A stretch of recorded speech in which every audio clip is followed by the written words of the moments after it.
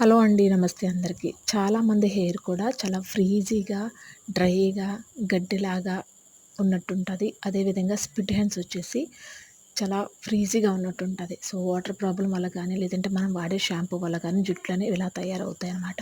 So, చాలామంది కూడా ఈ యొక్క షాంపూస్ అనేవి చాలా చేంజ్ చేస్తూ ఉండాలి. అయితే మీ జుట్టు అనేది సాఫ్ట్‌గా మెరుస్తూ అండ్ చిక్కులు లేకుండా షైనీగా ఉండాలనుకుంటే ఖచ్చితంగా ఒక సీరమ్ అనేది మీకు చెప్తాను నేను. సో, ఇదొచ్చి లివన్ సీరమ్. ఈ సీరమ్ మనకి సూపర్ మార్కెట్‌లో అవైలబుల్‌గా ఉంటుంది.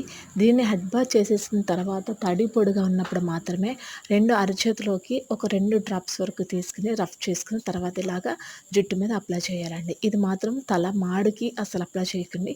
ఓన్లీ జుట్టుకు మాత్రమే అప్లై చేసుకోవాలి. అది కూడా ఏంటంటే తడి పొడిగా ఉన్నప్పుడు మాత్రమే అప్లై చేయాలి.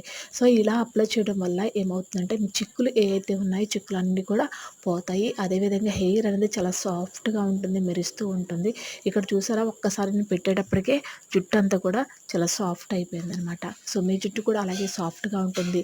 ఫ్రీజీగా లేకుండా, గడ్డిగా లేకుండా, స్ప్లిట్ హ్యాండ్స్ లేకుండా ఉంటాయి. సో, ఇలా పెట్టేసిన తర్వాత మీరు చక్కగా కోంబ్ చేశారంటే ఒక్క వెంట్రుక కూడా మీ జుట్టు నుంచి రాలదనమాట. సో, ఇలాంటి వీడియోస్ కూడా మీకు కావాలి, హెయిర్‌కి సంబంధించినటువంటి వీడియోస్ మీకు కావాలనుకుంటే తప్పకుండా కింద కామెంట్ సెక్షన్‌లో కామెంట్ అయితే చేయండి. ఇది వచ్చేసి మా అమ్మ హెయిర్ అనమాట.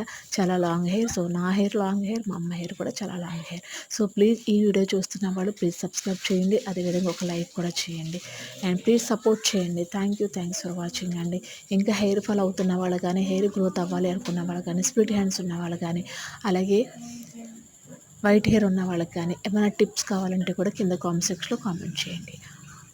So, please subscribe and please ఒక లైక్ కూడా చేయండి. Thanks for watching. బాయ్.